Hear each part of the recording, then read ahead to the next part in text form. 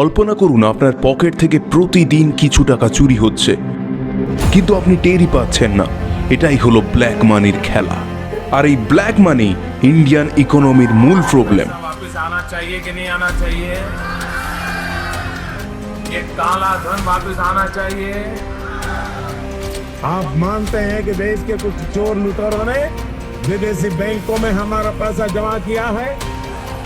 भाइयों बहनों, मैंने ठान के रखी है, अगर आप मुझे आशीर्वाद देंगे, मौका देंगे, मैं पाई पाई वापस लाऊंगा। আর এই ব্ল্যাক মানি তৈরির পেছনে রয়েছে ট্যাক্স সিস্টেম। Tax.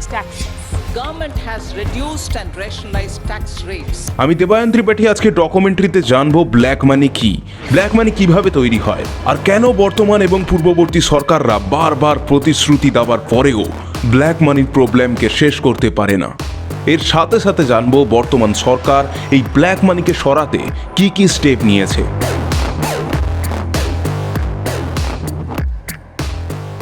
প্রথমে বুঝে নেওয়া যাক ব্ল্যাক মানি বা কালো টাকা আসলে কি। সহজ কথায় বললে কালো টাকা হলো সেই আয় যা সরকারের কাছে রিপোর্ট করা হয় না।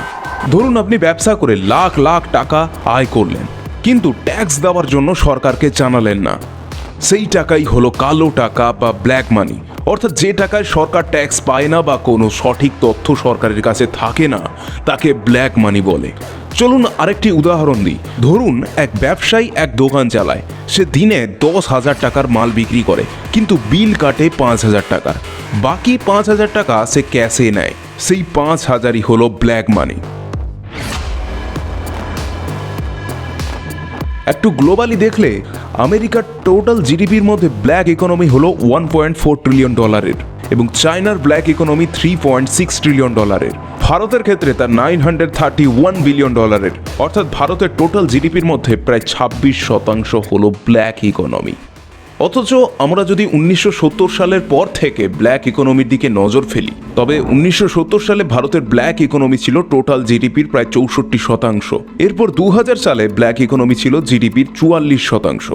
অথচ আজ ব্ল্যাক ইকোনমি প্রায় 26% এসে দাঁড়িয়েছে, কিন্তু অন্যান্য দেশের থেকে ভারতের ব্ল্যাক ইকোনমি অনেকটাই বেশি। ব্ল্যাক ইকোনমিকে কন্ট্রোল করতে সরকার অনেকগুলি স্টেপ নিয়েছে, কিন্তু তা এতটা সফল হয়নি। 2016 সালে নোটবন্দি। नवंबर 2016 की रात्रि को 12 बजे से वर्तमान में जारी 500 रुपए और 1,000 रुपए के करेंसी नोट लीगल टेंडर नहीं रहते। 2016 সালে নোটবন্দির পরেও ব্ল্যাক ইকোনমিকে ততটা কন্ট্রোল করা যায়নি। এই পুরো ঘটনার পেছনে রয়েছে বেশ কয়েকটি কারণ। প্রথম, ব্ল্যাক ইকোনমির সূচনা হয় 1947 সালে ভারত স্বাধীনের পর থেকে। স্বাধীনতার পর থেকে ভারত এক সোশ্যালিস্ট প্ল্যান্ড ইকোনমি বানাতে চেয়েছিল। এই সময় ইনকাম ট্যাক্স ছিল 98%, অর্থাৎ সরকার চেয়েছিল ধনীদের দেওয়া ট্যাক্সের টাকায় গরিবদের হেল্প করতে। কিন্তু এত পরিমাণ ট্যাক্স দিতে লোকেরা রাজি ছিল না। লোকেরা বের করে এমন সব টেকনিক যা ব্ল্যাক ইকোনমিকে তরতরিয়ে বাড়াতে থাকে। ব্ল্যাক মানি তৈরির দুটি পদ্ধতি রয়েছে, লিগেল এবং ইললিগেল। এবং ইলিগেল পদ্ধতিগুলির মধ্যে রয়েছে স্মাগলিং, ড্রাগ পাচার, মাদক পাচার, এমনকি সোনা পাচার। আর এই সোনা পাচার কিভাবে হতো তা আপনাকে বলি। প্রথমে ভারত থেকে এক এজেন্ট ক্যাশ নিয়ে গালফ কান্ট্রিতে যেত, তারপর সেই সোনাকে অবৈধভাবে ভারতে আনতো এবং সেই সব সোনাকে ধনীরা লুকিয়ে রাখতো তাদের লকারে। ব্ল্যাক ইকোনমির এক বড় অংশ তৈরি হয় ড্রাগস পাচার এবং মাদক পাচার থেকে। 2021 সালের ডেটা বলে প্রতি বছর প্রায় 30,000 কোটি টাকার ড্রাগস পাচার হয়, যার মধ্যে কিছুটা ধরা পড়লেও বাকিটা থাকে গভর্নমেন্টের আড়ালে। এদিকে ভারতে ব্ল্যাক ইকোনমি বাড়ার লিগেল পথও রয়েছে, তা হলো ট্যাক্স হেভেন। প্রতি বছর ভারত প্রায় $500 বিলিয়ন হারায় কেবলমাত্র ট্যাক্স হেভেনের জন্য। ধরুন যারা টাকার পাহাড় করে বসে থাকে তারা সেই সব কান্ট্রিতে ইনভেস্ট করে যেসব কান্ট্রিতে কোনো ট্যাক্স থাকে না কিংবা খুব অল্প পরিমাণে ট্যাক্স থাকে। আর সেই সব কান্ট্রিতে তৈরি হয় সেলস কোম্পানিগুলি, আর এই কোম্পানি ভারতে সেই টাকাকে ফরেন ডাইরেক্ট ইনভেস্টমেন্টের নামে পাঠায়। এক্ষেত্রে কালো টাকা খুব সহজেই সাদা হয়ে যায়। গভর্নমেন্ট এসব টাকার কোনো টেরই পায় না, কারণ যে সমস্ত কোম্পানি ট্যাক্স হেভেন কান্ট্রিতে তৈরি হয় তারা ফেক বিলস বানায়, হাজারো বাহানা তৈরি করে, তাই গভর্নমেন্ট এগুলিকে ধরতে পারে না। ফাইনালি একটি প্রশ্ন আমাদের মধ্যে থেকে যায়, কেন বড় বড় নেতারা এত চেষ্টার পরেও ব্ল্যাক ইকোনমিকে শেষ করতে পারেনি? 3 साल के भीतर करीब करीब 1.25 लाख करोड़ रुपयों से भी ज्यादा काला धन 1000 रुपए के करेंसी नोट लीगल टेंडर नहीं रहते। ब्लैक मनी के खिलाफ ऐसा कानून बना है कि अब हिंदुस्तान से कोई विदेश में रुपये भेजने की हिम्मत नहीं कर सकता। কিন্তু নোটবন্দির পরেও 99.3% নোট গভর্নমেন্টের কাছে চলে আসে।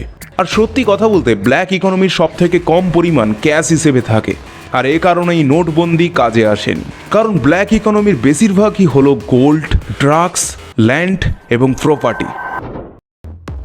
তাই বর্তমান সরকার DTAA অ্যামেন্ডমেন্ট বিল পাস করেছে ট্যাক্স হেভেন কান্ট্রিগুলোর সাথে। এর ফলে সেই সব দেশ থেকে ফরেন ইনভেস্টমেন্ট হলে ভারতকে ট্যাক্স দিতে হবে। তবে ভারত মূলত 3টি দেশের সাথে DTAA অ্যামেন্ডমেন্ট বিল পাস করেছে, অথচ আপনি জেনে অবাক হবেন গোটা পৃথিবীতে প্রায় 70টি ট্যাক্স হেভেন কান্ট্রি আছে। এছাড়া 2016 সালে মোদী সরকার বেনামি ট্রানজ্যাকশন অ্যাক্টকে আরও স্ট্রিক্ট করে। ধরুন কোনো ব্যক্তি ট্যাক্স থেকে বাঁচতে যদি তার প্রপার্টিকে তার পরিবারের নামে লিখে দেয়, অথচ সে যদি মালিক হয়, তবে সেক্ষেত্রে তাকে ক্রাইম হিসেবে মানা হবে। অর্থাৎ এক ব্যক্তি তার বিপুল পরিমাণ প্রপার্টির ট্যাক্স থেকে বাঁচতে যদি তার প্রপার্টি বিশ্বস্ত কারোর কাছে লিখে দেয়, তবে তা ধরা পড়লে সেই ব্যক্তির 7 বছরের কারাদণ্ড, এমনকি তার প্রপার্টি বাজেয়াপ্ত পর্যন্ত হতে পারে। আমি এই ভিডিওয় মূল 2টি বিষয় নিয়ে কথা বললাম, অথচ গভর্নমেন্ট অনেকগুলি স্টেপ নিচ্ছে ব্ল্যাক ইকোনমিকে কন্ট্রোলে আনার। থ্যাংক ইউ সো মাচ এই ডকুমেন্টারি সম্পূর্ণ দেখার জন্য। যদি আপনার ডকুমেন্টারি স্টাইল ভিডিও ভালো লাগে তবে সাবস্ক্রাইব করতে পারেন এই চ্যানেলকে এবং ভিডিও নোটিফিকেশন পেতে বেল আইকন প্রেস করতে পারেন। ধন্যবাদ।